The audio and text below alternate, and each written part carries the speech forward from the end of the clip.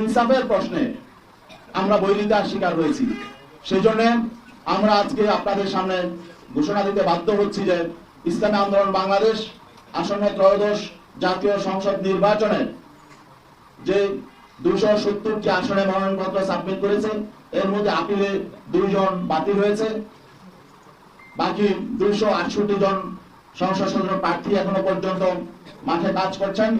আমরা তাদেরকে নির্দেশনা দিয়ে দিয়েছি, তারা নির্বাচনে প্রতিদ্বন্দ্বিতা করবেন, একজনও তারা মনোনয়নপত্র প্রত্যাহার করবেন না।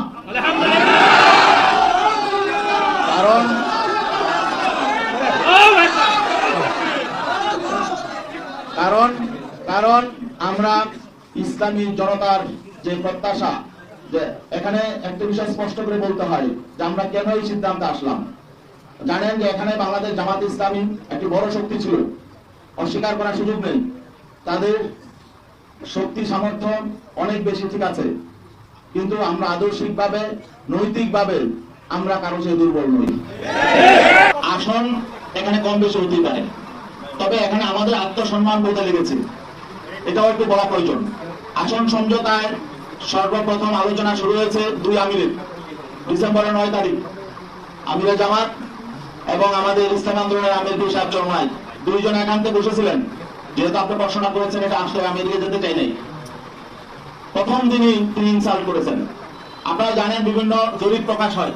9 ডিসেম্বর যেদিন তারা 2 জন বসেছিলেন, সেদিন প্রথম আলোতে একটা জরিপ প্রকাশ হয়েছিল। সেই জরিপ আপনারা দেখেছেন। সেই জরিপে প্রকাশ হয়েছিল যে বিএনপি কে চায় 65% মানুষ, জামাত ইসলামকে চায় 25% মানুষ, আর সেখানে ইসলামী আন্দোলনেরও ছিল একটা, সেটা হলো 0.1% মানুষ।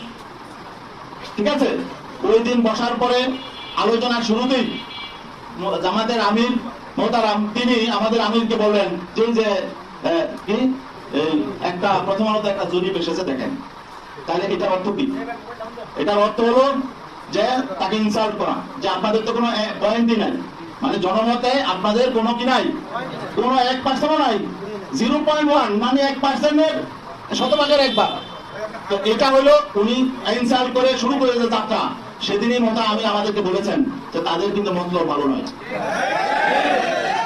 তারা হয়তো আমাদেরকে সাথে বেইনসাফি করবে। কারণ তিনি আমাকে এই জরিপের কথা কেন আনলেন সেখানে, পরে আমরা দেখলাম শেষ পর্যন্ত তারা জরিপের মধ্যেই ছিল। এবং সর্বশেষ মিটিং যখন আমার সঙ্গে হয়, ডক্টর আব্দুল্লাহ মোহাম্মদ তাহের সাহেব তিনিও বললেন যে আপনাদেরকে অনেক আসন দেওয়া হয়ে গেছে, জরিপে তো আপনাদের এত নাই। তখন তিনি আমার দেশের একটা জরিপের কথা দিলেন, সেদিন